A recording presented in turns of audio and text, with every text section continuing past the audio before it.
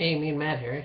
So I know that going through all the WrestleManias that I like the most, there's one WrestleMania that actually it was the second WrestleMania that I saw, um, besides WrestleMania 9, that was an interesting one at least. The 10th anniversary of WrestleMania, and of course, where it all began, Madison Square Garden. Now, with that, it wasn't. It could have been spectacular. It was the 10th anniversary, but Madison Square Garden, they decided to make the entranceway shorter, which to me is not a WrestleMania thing. It's more like a Royal Rumble thing or a Survivor Series thing. To me, WrestleMania is and always has been, in my opinion, or should be, a big deal, a big something special. But this was a pretty good WrestleMania, in my opinion. The first one was the brother versus brother, Owen Hart versus Bret Hart. Now they had a feud going back to November of 1993, and of course Owen Hart having some issues with Bret, and them going back and forth, and they actually got together, and the way it went was they were starry. They became closer, and then became a tag team for a while, and it was decided that they would team up at the Royal Rumble, and they were going to take on their other Canadian wrestlers, the Quebecers. And the end of the match, Bret Hart hurt his leg. Ended up they lost, so Owen Hart turned on Bret and kicked his leg out from under his leg, as he so put it. Um, so that led to the WWE WrestleMania 10 match that, or WWF, I should say, which surprisingly Owen Hart won. And I say surprisingly because we didn't know what way it was going to go. Bret had a match in the main event that night, so that was kind of an interesting. I'll get to that in a moment, but Owen Hart won, which was, now that it's all set now, it's that many years later, 10 years later, or 20 years later, I should say, you know, that was the right thing to do. Then we had Bam Bam Bigelow and Luna Vachon in a tag team match with Doink and Dink. Now, they've had some epic battles in WWF Superstars and Monday Night Raw, and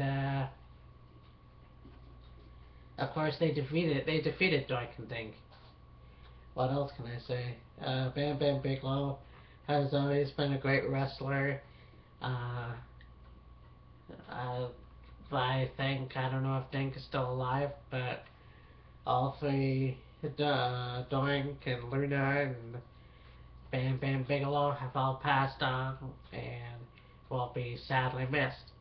They were one of the best, and it's unfortunate that Bam Bam never became the WWF champion, or at least any kind of champion for that matter. Uh, then we had Macho Man Randy Savage versus Crush.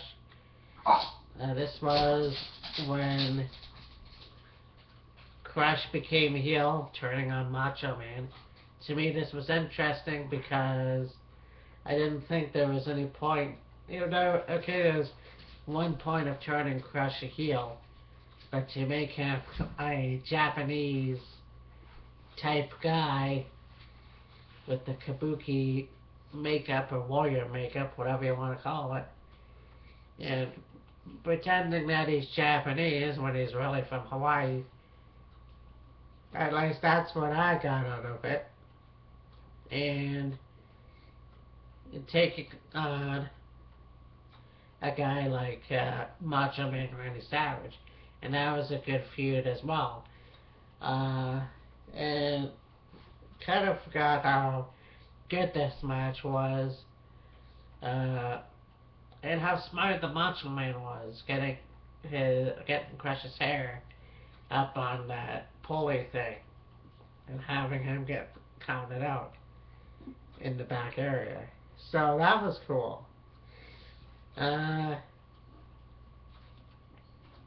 but then you had the Women's Championship, Alundra Blaze versus Leilani Kai.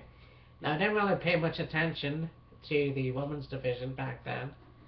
I did know Alundra Blaze, who later stabbed everybody in the back and went to WCW as Medusa. Uh, yeah, but it was a good match. Like I said, I didn't pay too much attention to it, but Alundra Blaze retained the title. Uh,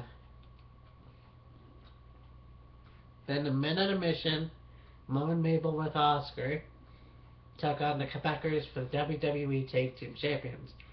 Uh, and the Quebecers, being the title holders, um, won by disqualification. And Mo and Mabel. No, oh, holy shit. No, it was count out. I should watch these before I review them, but I have a good memory, but it was a count out, and you could see how the Men on the Mission had the titles just for a little bit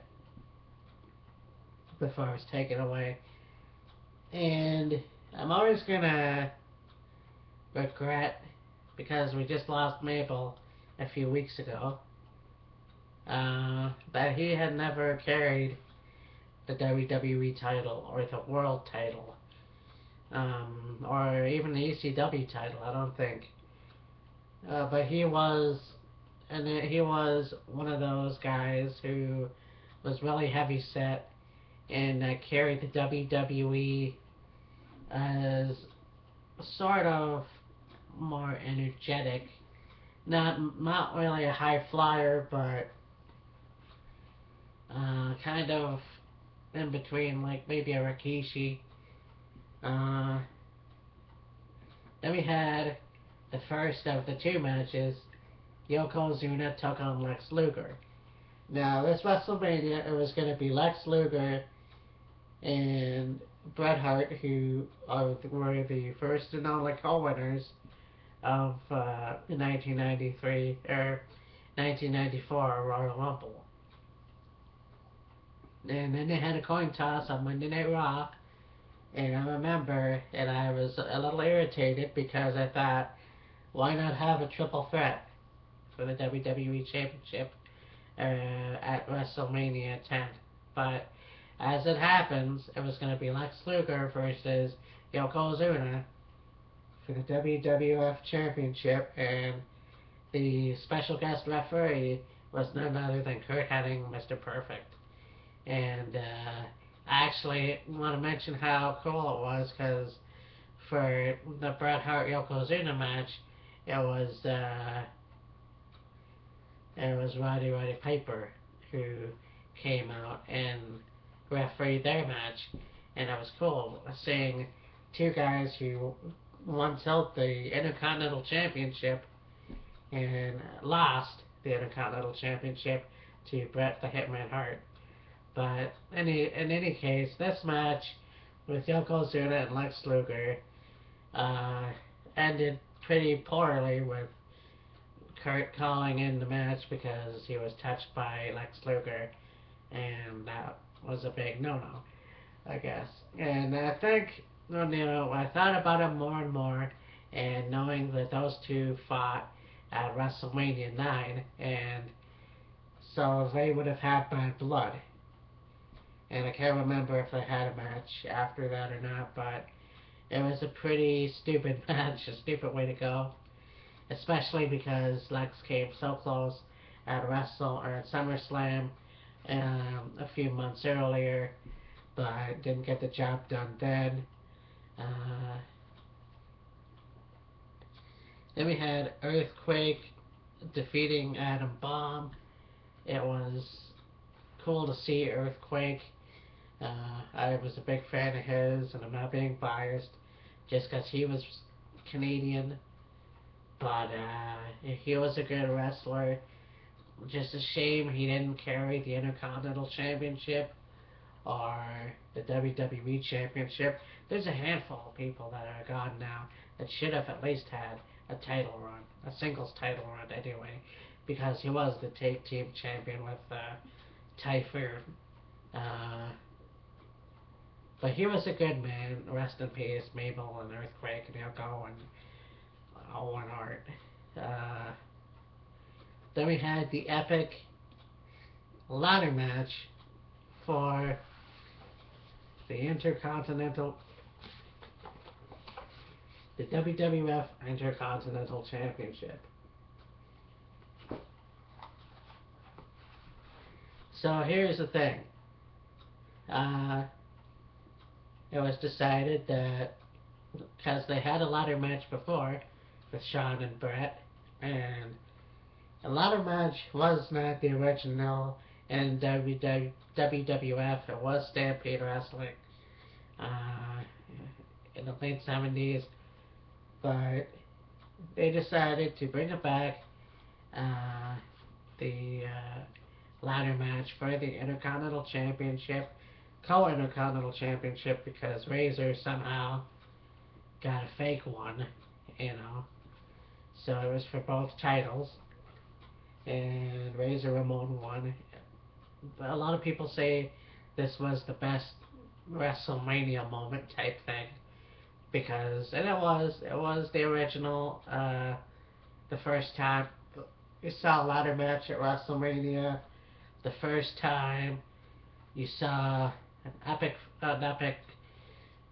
wrestling match using the ladder, the first time we saw Shawn Michaels' ass, uh, the first time, yeah, there was a lot of firsts there. It was a great show. It was one of the biggest. Uh, yeah, there's not really much I could say about that. It was a great show. Uh, and then we had the main event. That we were supposed to have a six-man tag team match. I think it was IRS, the Head Shrinkers. I can't remember now, but for some reason there was communication problems, and they didn't end up having a match. And they had Bret Hart in the Yoko match, and of course my man Bret the Hitman Hart became the WWE champion for the second time, and it was a really interesting match because Bret was hurt. You could see him limp to the ring. Uh, and then, of course, Burt Reynolds. There was a lot of celebrities that night, too. Donnie Wahlberg, Sean Shear, and then Burt Reynolds, who commentated for this match. It was a really good, it was a really good match. Hell of a lot better than the one at WrestleMania 9. Mainly because there was no fucking Hulk Hogan to save the day. But, no, it was cool to see that Bret Hart won the match. And all the wrestlers came and they held him up as a hoist. And that was the coolest part. And to see Owen Hart just standing in the aisles looking at him, thinking that they would have a match for the championship. And they eventually did, and that was a good match. in SummerSlam '94 in the steel cage. And it's a shame that Owen never got to hold the WWF Championship. It would be so cool to know what would have been if this stupid, unnecessary accident never happened. But there it is, WrestleMania 9, WrestleMania 10. My sinuses are acting up, by the way. Good show, Madison Square Garden. WrestleMania 30 won't be at Madison Square Garden, but it'll be at the New Orleans, and I hope it's going to be a hell of a show.